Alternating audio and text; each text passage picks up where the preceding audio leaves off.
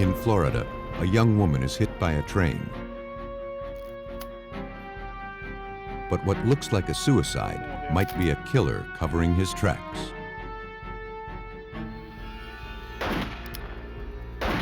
A woman disappears from her Arizona home. With no body, police must rely on a few drops of blood to determine her fate.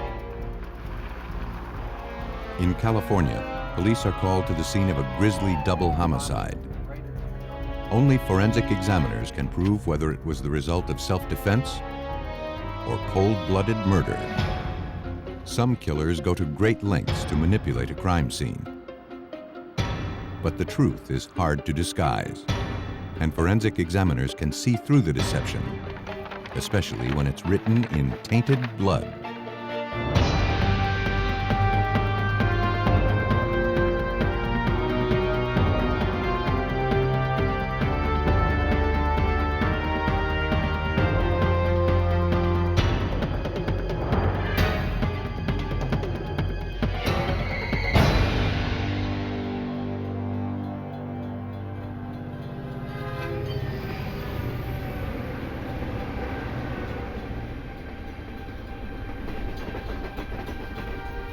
Around 4 a.m. on December 5, 1993, a freight train was passing through the small community of Crestview, Florida. On an isolated stretch, the engineer noticed something lying across the tracks up ahead. It looked like a human body. He frantically sounded the whistle and struggled to stop the train.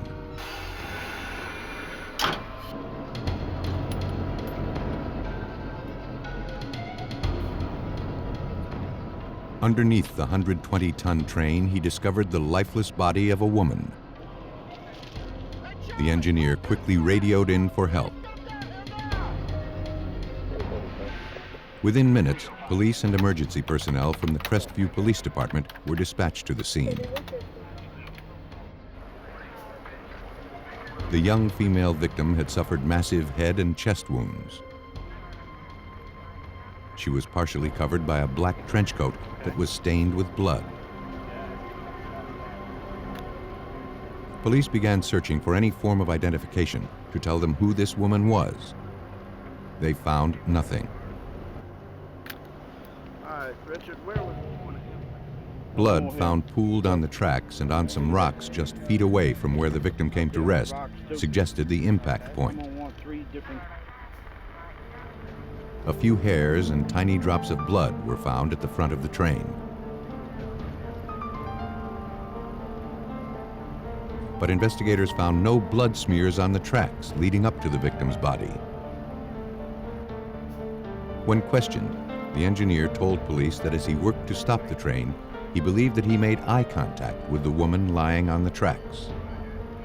She never even flinched as the train approached. She just seemed to be staring at him. Before leaving the scene, evidence technicians photographed the area.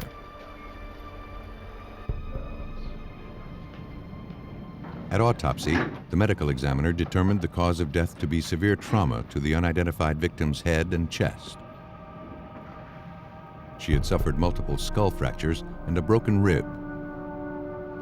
To the medical examiner, all of the injuries were consistent with having been caused by the train. With no obvious signs of foul play noted during autopsy, investigators began looking for other explanations behind the tragedy. For Chief Maxie Barrow, there seemed to be only one.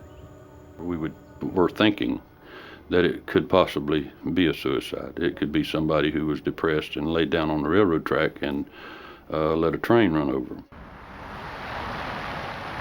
To confirm their suspicions, investigators first had to identify the young woman. Several local residents believed she was 24-year-old Sherry Morrow, who lived with her husband less than a mile from the train tracks. Police went to the address. There, they were met by John Morrow, Sherry's husband, and the couple's roommate. Investigators showed the husband a photograph of the victim. John Morrow couldn't believe what he was seeing. The woman lying dead on the railroad tracks was his wife, Sherry. I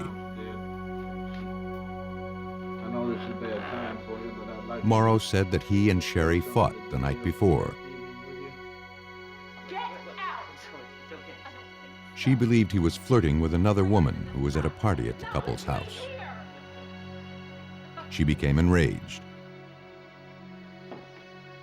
John followed her outside, determined to convince her that she was mistaken. Just talk about it. No, go, just go. They walked up the street to a payphone. She was cold, so John gave her his trench coat. Despite his efforts, Sherry remained angry and seemed depressed. John returned home, believing the best thing he could do would be to leave her alone. He thought that Sherry called a friend to come pick her up. Can you come pick me up at the store? John never imagined that she would take her own life. The couple's roommate corroborated John's story. Came back around 12:15. The husband's account, in addition to the autopsy finding, left investigators with no reason to doubt the suicide theory. The investigation into Sherry Morrow's death was ready to be closed. The following day, however, Sherry Morrow's mother came in to speak with police. Okay, your daughter was married? She could not accept that her daughter had taken her own life. Never have committed suicide. John, she said, had had numerous affairs that Sherry found out about. Here's another one. As a result, Sherry had decided to end the turbulent marriage. 860. Recently, she had begun searching for her own place so she could be closer to her mother. Okay, now we've got this one on Main Street. Casualties. And though Sherry was upset to learn of her husband's infidelities, her mother was certain that she would never have killed herself. In fact, Sherry was prepared for a costly divorce, which John desperately wanted to avoid. It's not unusual for the family of a suicide victim to determine that, or to say that they didn't commit suicide. But in the case of this victim, her mother was pretty convincing to me that that this victim didn't do that and wouldn't have done that. Despite their new suspicions, investigators found no evidence suggesting that Sherry Morrow had met with foul play. Almost a month after she was discovered along the railroad tracks, the young woman was laid to rest. Over the next several years, investigators interviewed dozens of Sherry's friends looking to uncover proof that she had been murdered. But they found nothing. The investigation into Sherry Morrow's death ground to a halt. The case was handed over to Crestview Police Lieutenant Jerome Worley. Determined to breathe new life into the investigation, he began re-interviewing the couple's friends and associates, starting with their roommate. The roommate again corroborated the story John had given 2 years earlier. On the night Sherry died, he said John followed her after she stormed out of the house in anger. But he returned soon after and never left the house again. Detectives sensed that the roommate wasn't telling the truth. Under threat of prosecution, he changed his story. John, he said, was sick of his wife, and he often bragged about how easy it would be to kill her and to make her death look like a suicide or an accident. He said that on the night Sherry died, John was gone for hours after leaving with her. When he returned, John was agitated. His knuckles were red. And he told the roommate, "It's done." Though the roommate's testimony confirmed investigators' suspicions that John Morrow was involved in his wife's death, Lieutenant Worley knew it wouldn't be enough to prove murder. The roommate would be contradicting himself with the new statement, and it would just be his word against the husband's word in court. So we knew we'd have to have some physical evidence to prove the case. But with the victim laid to rest and little evidence recovered from the scene, finding proof of murder would not be easy. For nearly 3 years, police in Crestview, Florida struggled to make sense of the death of 24-year-old Sherry Morrow. Though all of the evidence suggested she had taken her own life by lying in front of an oncoming train, investigators suspected that her husband, John Morrow, had murdered her. But they didn't have a shred of proof. Investigators forwarded what little evidence they had to the Florida Department of Law Enforcement Crime Lab in Pensacola. There, examiner Jan Johnson, an expert in bloodstain pattern interpretation, began examining photographs of the scene and the victim's clothes. Starting at the place where Sherry was struck by the train, Johnson began analyzing the bloodstains. Generally speaking, if you would have a body lying on a railroad track and the body's still, there's no movement. So therefore, when the train would strike the victim, you would have spatter blood at that point of impact. But in the photographs, there was no blood spatter at that spot. The blood was pooled. For Johnson, the only way to explain the findings was that Sherry was already bleeding when she laid down on the tracks. The lack of any blood smeared along the tracks leading up to Sherry's body was also troubling. If it was a train striking a woman lying on the railroad tracks, I would expect to see a trail of blood leading from the point of impact to the final resting place. In fact, no bleeding had occurred from any of the wounds caused by the train. That would only make sense if she was dead at the point of impact. Once your heart stops, the blood flow ceases. So therefore, any injury that occurs after that fact, you will have very little bloodshed. But if the train hadn't killed her, the question remained, what had? To find out, Johnson began analyzing the bloodstains found on the victim's clothes. She found blood spatter on the victim's t-shirt that didn't correspond to any of the head injuries noted in the original autopsy report. The size and the location of the spatter on the t-shirt was consistent with a specific type of injury. If I had not known this was a train case and just received the clothing solely alone in the laboratory, I would have clearly thought someone had been beaten just by looking at the clothing, because again we've got the spatter pattern on the t-shirt, and this would be consistent with someone being beaten, stabbed, something of that nature. Johnson passed on her findings to Crestview police. The forensic analysis convinced detectives that Sherry Morrow had been murdered. To take this case before a jury, however, they needed to find the fatal injuries that had somehow gone unnoticed years earlier. 3 years after she was laid to rest, Sherry's remains were exhumed and forwarded to the medical examiner for a second autopsy. A new medical examiner began looking for evidence of homicide. On the back of the victim's skull, he found injuries consistent with blunt force trauma.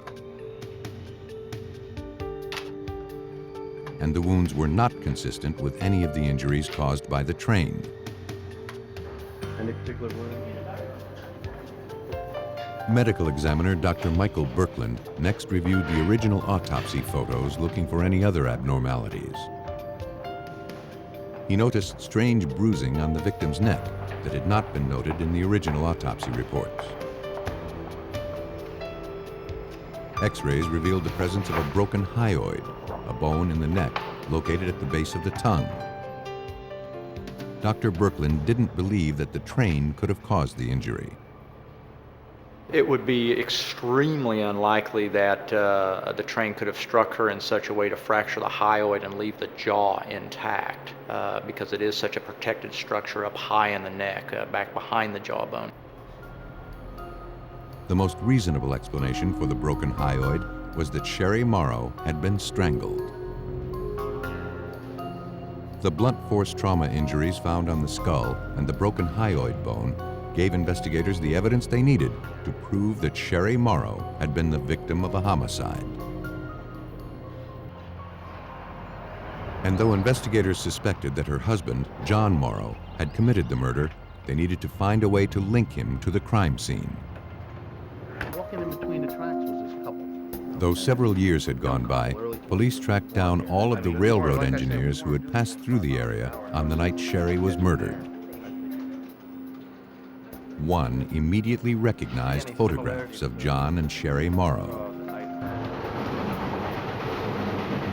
The couple, he said, were walking dangerously close to the tracks. They appeared to be having a bitter argument and seemed oblivious to his warnings. The engineer specifically remembered that the man, identified as John Morrow, had been wearing a black trench coat. On April 29, 1997, John Morrow was placed under arrest and charged with first-degree murder.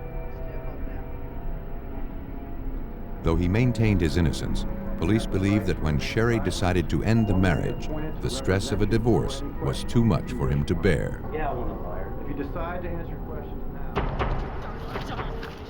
now. As the couple argued while walking along the railroad tracks, John grabbed a blunt instrument and struck Sherry in the back of the head. But when she failed to lose consciousness, he finished the job by beating and then strangling her, breaking her hyoid bone in the process.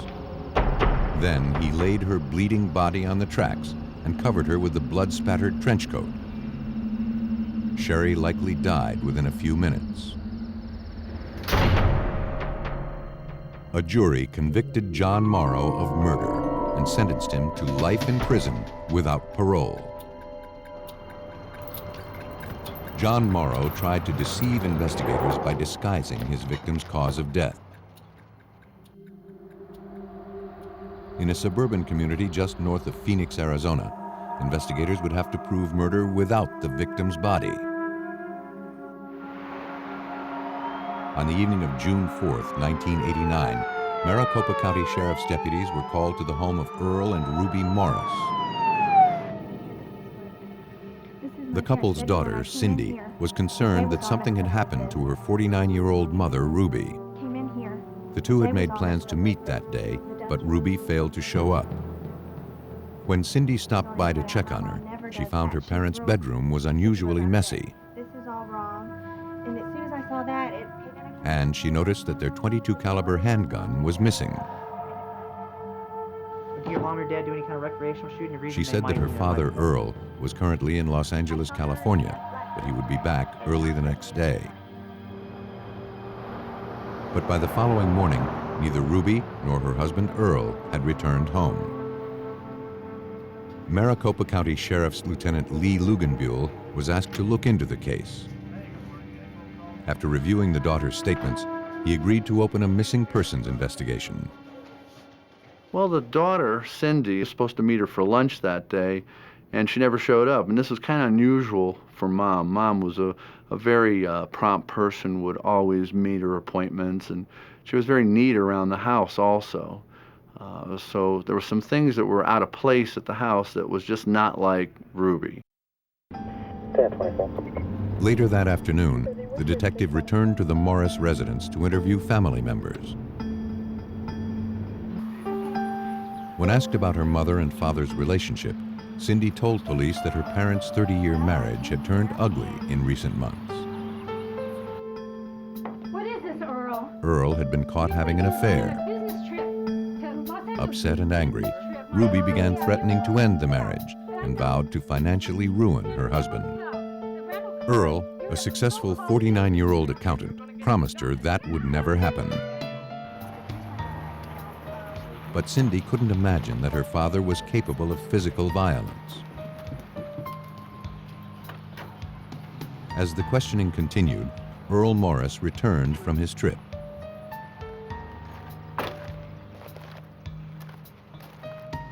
Cindy commented that he wasn't driving his own car. Morris? Yes, sir. Earl explained that his car, an El Camino, had broken down some 200 miles from home on the drive back from Los Angeles. After several hours stranded on the road, he managed to hitch a ride to Phoenix Sky Harbor Airport. There, Earl said he rented a car to get home. But almost immediately, the detective was suspicious of Earl's story. I looked at his clothes and his general demeanor too. He was neat. He didn't appear to be out, trying to flag down a car. He was all put together. The detective also noticed new airport tags on Earl's luggage, suggesting he had flown, not driven, from California. And the luggage tags originated from San Diego, not Los Angeles. With his suspicions raised, the investigator questioned Earl about Ruby's disappearance. Though he couldn't explain why the couple's .22 caliber gun was missing, he seemed unconcerned about his wife's whereabouts. Ruby, he said, would often take off for days on end without a word. Earl told me he didn't think it was unusual for Ruby to be gone for a couple days, that she had the wherewithal, credit cards, be able to go out, visit other people, and to leave. So he, again, was saying like it was no big deal that she was gone. 10-4. Investigators felt differently. Looking to corroborate Earl's story, they began searching the interstates for his broken-down El Camino. But hours of driving turned up no signs of the vehicle, and there were no records of it having been towed. An APB was issued for the car. A short while later, Earl Morris's El Camino was located. It was found nearly 400 miles away, parked near the San Diego airport. San Diego authorities impounded the vehicle and arranged for it to be transported back to Arizona. All right, thanks. Bye. For investigators, it was now clear that Earl Morris's story was a lie. To find out what he was hiding, they obtained a search warrant.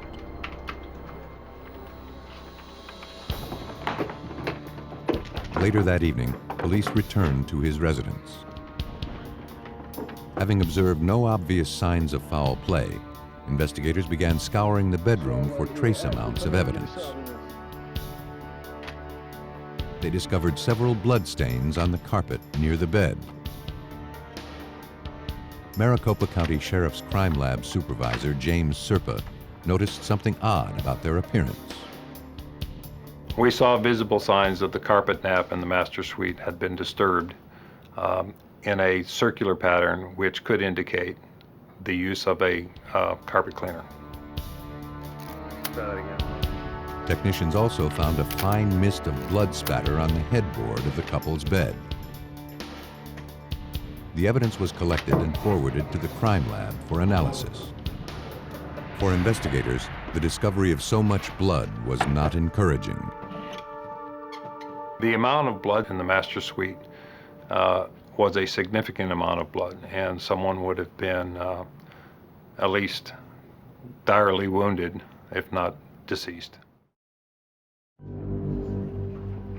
Though investigators believed that someone was Ruby Morris, they soon learned that the blood recovered from the house was too degraded for a definitive DNA analysis. Technicians began scouring Earl Morris's vehicle for clues. The search revealed the presence of several large bloodstains on the passenger side carpet. The samples were collected and sent out for DNA testing. Though the analysis would take time, police speculated that Earl Morris had murdered his wife, then transported her body in his El Camino. And that meant Ruby's body could be anywhere between Phoenix and San Diego. as investigators began the daunting task of trying to pinpoint Ruby's remains. One of the couple's daughters came forward with information. Earl owned a boat, and he kept it docked in San Diego. Believing there had to be a connection, police contacted authorities there. A few days later, San Diego Harbor Police forwarded a video cassette to Maricopa County investigators. The tape, shot the same day that Ruby was reported missing, showed a boat burning at sea. And authorities had positively identified it as belonging to Earl Morris. For detectives, the significance was clear. We speculated that Earl rented another boat to tow out his boat and actually set it on fire to hide the body of Ruby and also the murder weapon at that time. The boat ultimately sank in treacherous waters too deep to be recovered. Despite the clumsy lies Earl Morris was telling police, it looked like he just might get away with murder. Detectives in Maricopa County, Arizona, were convinced that Earl Morris had murdered his 49-year-old wife, Ruby, and then entombed her in a watery grave several hundred miles away off the California coast. But without a weapon or the victim's body, they would have to rely on the forensic evidence to prove murder. And first, they would have to show that blood found in Earl's El Camino belonged to his wife.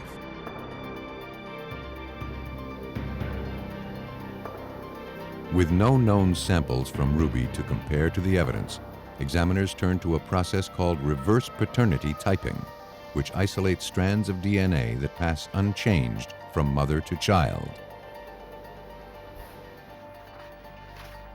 Maricopa County Sheriff's Crime Lab Supervisor James Serpa then compared the genetic profile of the samples collected from the El Camino to those generated from Ruby's two daughters and from her siblings. The blood stain on the carpet of the El Camino was the mother of Ruby's children and the sibling of Ruby's brother and sister. Though their case was largely circumstantial, investigators arrested Earl Morris and charged him with murder. Through his lawyer, Earl refused to make any statements. As the trial approached, investigators struggled to come up with more incriminating evidence against Earl Morris. But they found little else. Then, word came in that Earl Morris wanted to talk. He admitted he had been lying to authorities, but he said it wasn't to cover up his wife's murder. I walked into my bedroom. Ruby, he said, had killed herself. Earl said that in the early morning hours of June 4th, he entered the master bedroom and found Ruby dead, clutching the couple's .22 caliber pistol in her hand. Blood was everywhere. Wanting to spare the family the embarrassment of the suicide, he cleaned up the room and drove her body to San Diego, where he then disposed of the remains. He thought it would be easier for the family to accept that Ruby had decided to just up and leave. Though the account sounded ridiculous to police, they realized that Earl's suicide story had the potential to create reasonable doubt in the minds of jurors. Unless investigators could come up with hard evidence to prove otherwise, Earl Morris could be a free man. And without the ability to examine the victim's body, it would be difficult to disprove Earl's story. Lieutenant Commander Rod Englert, an expert in bloodstain pattern analysis, was brought in to assist in the investigation. Englert and Serpa began by re-examining the headboard collected from the couple's bedroom. When luminol was applied, Englert had no doubt that the blood spatter present, which appeared as fine mist, had resulted from a specific type of injury. Well, when there's crimes of violence, blood is categorized into three major categories. The low category, which is termed low velocity impact spatters, just drops of blood, smears of blood, transfer stains. The second category is from blunt trauma, which is termed medium velocity.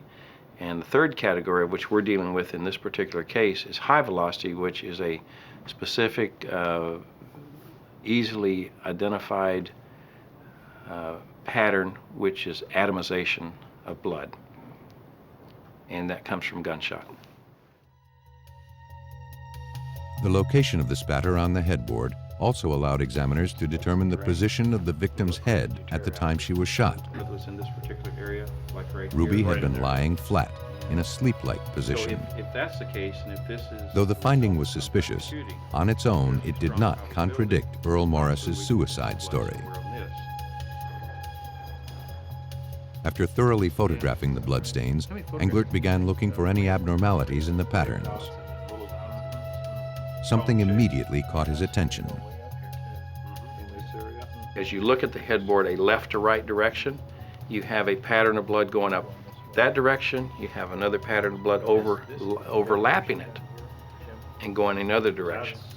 So you have there two conditions that don't occur at the same time. The bloodstain patterns indicated that Ruby had been shot at least twice. And if she had taken her own life, as Earl claimed, that would have been difficult to do. Well, first of all, Ruby Morris would have to been able to cock the hammer on the gun, which I'm told was a single action revolver 22. After a shot to the head, to a large source of blood, would have to be able to cock it again and possibly even a third time. And that's not likely. Investigators agreed. Based on the forensic analysis, there could be little doubt that Ruby Morris had been murdered.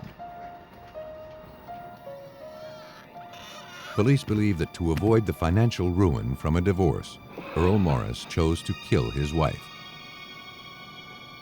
As Ruby lay sleeping in the couple's bed, he pulled out the .22 caliber pistol and shot her several times in the head.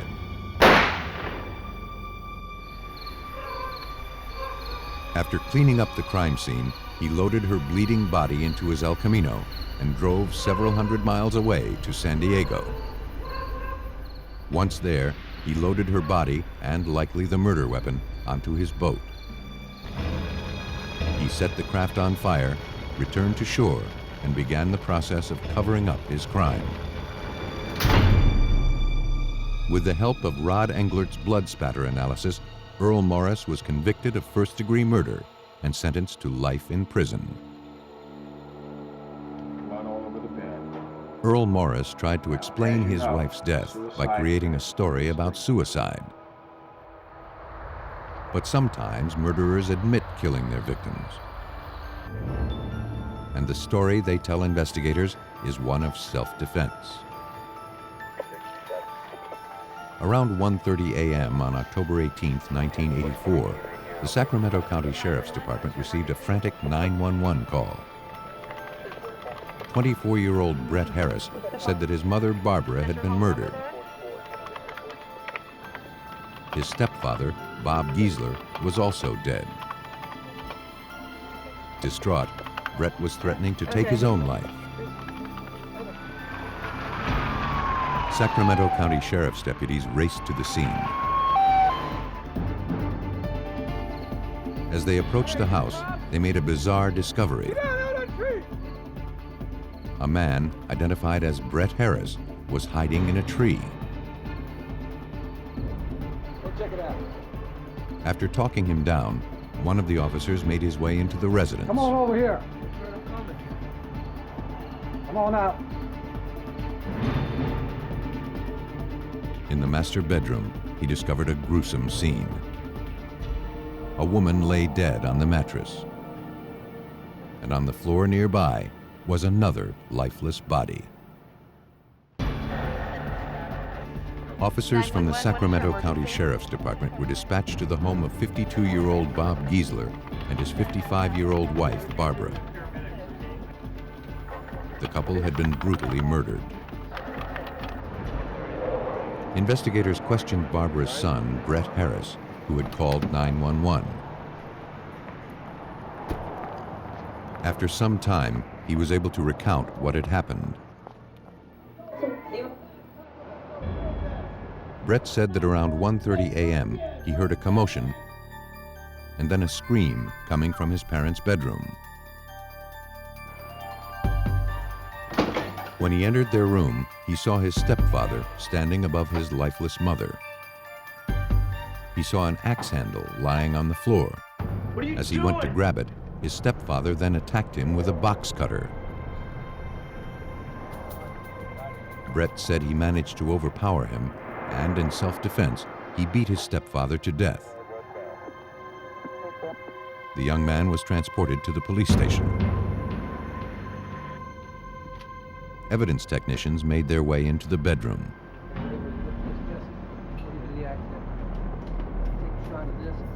According to crime scene unit investigator Brian Kennedy, both victims had been savagely beaten.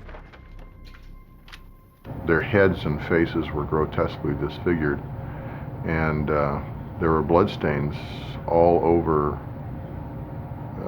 every surface. At one time, the air must have been filled with atomized mist or droplets of blood falling out of the air. It was quite a horrendous sight. Technicians began looking for evidence to help them reconstruct what had happened inside the room.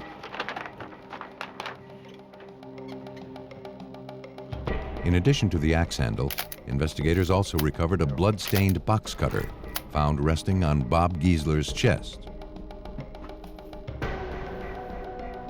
All of the bloodstain patterns were carefully photographed. As the search of the house continued, officers followed a trail of bloody shoe prints that led from the bedroom to the kitchen. The trail stopped in front of an opened utility drawer. Unsure what to make of the findings, officers created a visual record of the evidence. At the police station, investigators struggled to obtain coherent answers from Brett Harris. He was unresponsive to their questions and began rambling on about the devil and other things that made little sense. Officers photographed several superficial wounds on his body. Police also collected his blood-stained clothes. With so many unanswered questions, police hoped autopsies of the victims could tell them more. The medical examiner concluded that Bob and Barbara Giesler had both died from massive blunt force trauma to the skull. The beatings had been so savage that both the victims' arms had been broken while defending themselves during the assaults. Special Assistant Attorney General David Drewliner followed the investigation. For him, the autopsy findings were troubling. The viciousness with which the two individuals were killed, Harris's mother and his stepfather, was extremely similar. And so had the stepfather been the killer of his own wife, and then Harris been the killer of the stepfather, you wouldn't have expected necessarily it to have been in such an identical manner. Authorities couldn't ignore the possibility that one person had committed both murders. If Brett Harris was responsible for the vicious double homicide, investigators needed to find out what could have motivated such rage. They turned to family members for information. Brett's stepsister told detectives that her stepmother and father had always maintained a good relationship with Brett.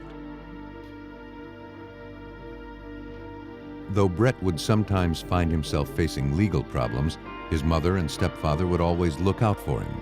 bailing him out of jail on a number of occasions. Brett's stepfather even employed him at his tool-making company in hopes that the young man would find himself.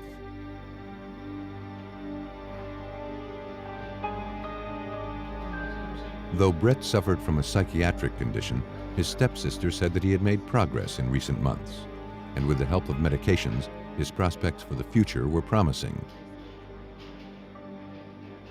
She added that Bob and Barbara's relationship was strong, and she could not imagine that her father would ever hurt her stepmother. Nothing investigators had learned jibed with Brett Harris's version of events. Believing the 24-year-old was hiding something, they turned to examiners at the Sacramento County Sheriff's Crime Lab for answers. There, examiner Brian Kennedy looked to the blood evidence to help him reconstruct the crime. This was an interesting case where we had 3 people in a house where only one person came out alive, and he had a story. The story was not completely and totally impossible. In piecing it all together, I tried to support his story. I actually looked at it to see if I could prove him correct. But in one of the photographs taken in the bedroom, Kennedy noticed something odd. Though the entire room had been saturated with the victim's blood, the carpet underneath the stepfather's body was clean. For Kennedy, there seemed to be only one way to explain that fact. He goes down onto the floor, and he's incapacitated and shields the floor from any blood that would come from his wife. And so we know that he's down first because she's then attacked and her blood covers the rest of the room. And we can put her blood on top of him, but we can't put it underneath him. The finding contradicted Brett's story that his mother had already been bludgeoned and was bleeding by the time he entered the room. With the evidence now pointing to Brett Harris as his mother's killer, Kennedy began analyzing bloodstains on his clothing for proof. But serological tests showed that all the blood on his clothes had originated from the stepfather. Kennedy now wondered if it was possible for Brett to have bludgeoned his mother while avoiding getting her blood on him. To find out, he devised a blood spatter experiment. Simulating the assailant's position, he began striking sponges soaked with blood with a wooden instrument, looking to see how the resulting blood spatter would stain his clothing. The result surprised him. The first couple blows, I actually turned my head to the side so I wouldn't get a full face of spatter. And I found out I wasn't getting anything. I just started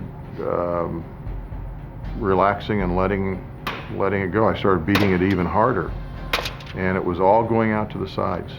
Very little was coming back at me, if any. Kennedy had successfully demonstrated that Barbara's assailant could have avoided being spattered by her blood. We have a lot of information that we're going to get. And coupled with the other findings, it was clear that Brett Harris's story was a lie. So the bottom line is, the 2 deceased people who couldn't speak for themselves spoke volumes with the bloodstain patterns that were produced from them. And I was unable to support or substantiate anything that the defendant had said. After being charged with 2 counts of first-degree murder, Brett Harris underwent a psychiatric evaluation. He now admitted to both killings, but claimed it was in self-defense. After explaining that his parents were possessed by warlocks, Brett Harris entered a plea of not guilty by reason of insanity. Though Brett had been previously diagnosed with a mental condition, prosecutors believed the story he was now telling was just a desperate attempt to escape justice. He wasn't insane, and by that I mean, did he know what he was doing? Did he know that he actually was killing human beings? And did he know that it was wrong? And there was no doubt as to the answer to those questions was yes and yes. He knew it was wrong, otherwise why did he call 911 immediately after it? He knew it was a crime. But to win a murder conviction, authorities needed to find physical proof that the cold-blooded murders were not the result of an insane mind. Forensic examiners in Sacramento, California, had proven that 24-year-old Brett Harris had brutally bludgeoned his mother and stepfather to death. After being charged with 2 counts of first-degree murder, the suspect told psychiatrists that warlocks possessed both Bob and Barbara Giesler, and he killed the couple in self-defense. Brett Harris entered a plea of not guilty by reason of insanity. To prove that he was lying in order to avoid the death penalty, authorities turned once again to the forensic evidence.